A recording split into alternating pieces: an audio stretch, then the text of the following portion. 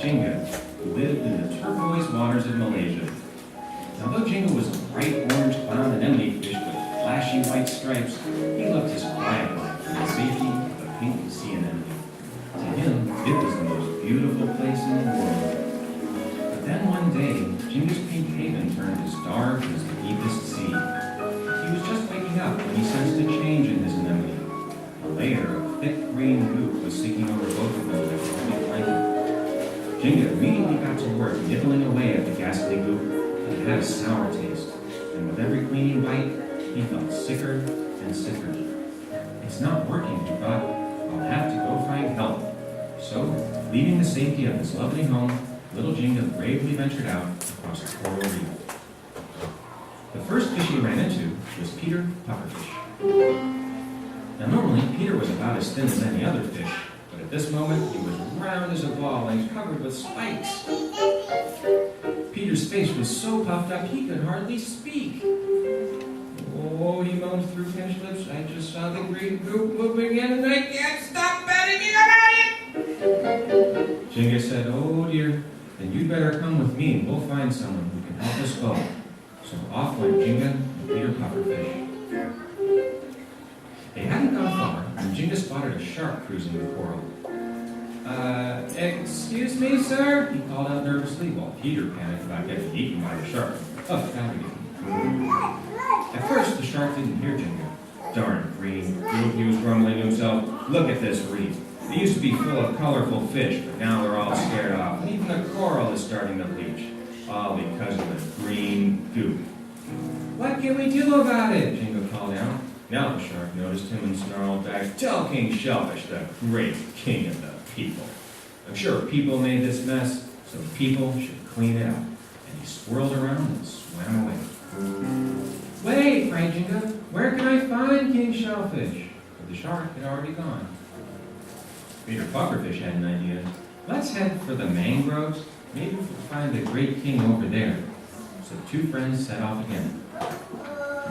They were making their way through the tangled tree roots of the mangrove forest. Peter darted around the corner with a particularly large root and almost collided with a wide gray face unlike anything he'd ever seen. Ah! He yelled. Eee! Shrieked the big gray face, and both animals spun around and fled in opposite directions.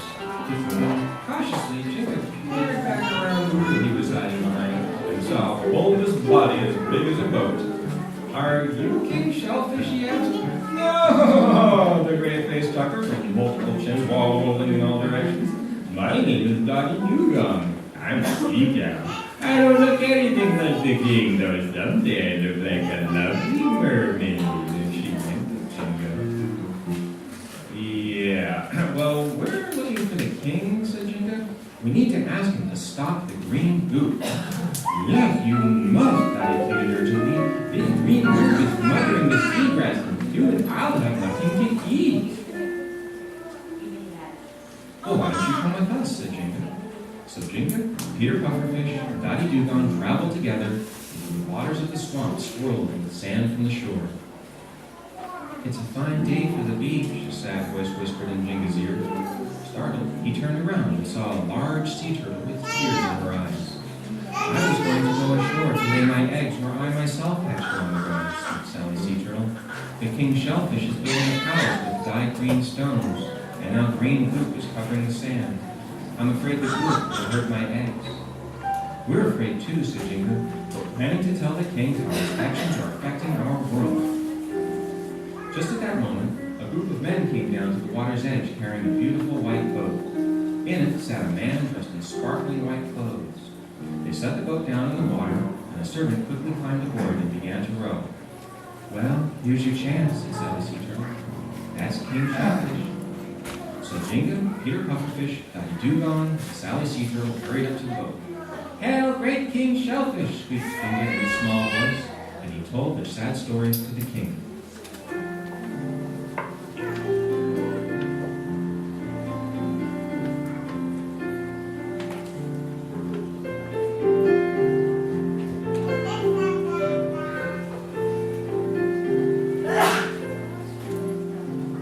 Would you believe it? King Shellfish just ignored him. You see, even though he wasn't a mean king, he was rather self-absorbed. He thought, Why should I care about animals in the ocean? A king must have his palace. In the meantime, the servants' oars were becoming darker and heavier as the green goop got thicker. Finally, the servant couldn't move the boat at all in any direction. Why are you stopping? Demanded King Shellfish. Sire, replied the servant, we're stuck in this green goop. Exasperated, Dottie Dugong exclaimed, that's what we're trying to tell you about. Look, throw me a rope and I'll pull you back to shore. The king looked bewildered, nodded to the servant to comply. Then Sally's sea turtle also grabbed the rope and pulled, while Jenga swam in front to warn of obstacles. The pufferfish shouted encouragement. It was such hard work that eventually the king realized that even he had been helped, so he grabbed an oar and rowed along too. And as he did so, he noticed that his dazzling white robe was becoming heavily stained with splashing green goop. Startled, he looked around him, and for the first time really looked around him, and what he saw made him sad. His castle shone like an emerald high on the beach, but from it flowed a wide green river of green goop straight into the ocean. Green foam piled up on the shoreline, and the goop was spreading through the water in every direction, covering plants, birds, and animals. Then he looked at Jinga and his friends, who were helping him, even though he hadn't been nice to them, and suddenly the king felt very ashamed. How could he call himself the great King Shellfish, when really he was just King Selfish?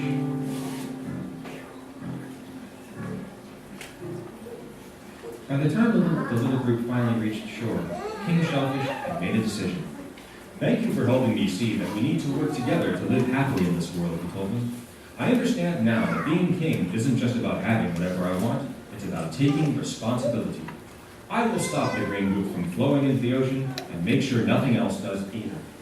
The animals cheered for King Shellfish. Then they turned and cheered for Jinga, a little pond anemone fish who just wanted to live a quiet life in the pink anemone world.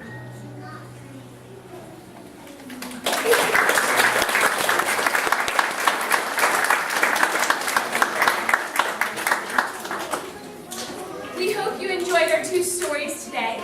Both of our artists will be up here to answer questions or talk to you about their storytelling and their music, or about the aquarium, because they both happen to be aquarium employees. So feel free to stay and play and enjoy the rest of our World Ocean celebrations. We hope that you have a great weekend and appreciate your oceans for as much as they give us, and we give back to them. Thank you.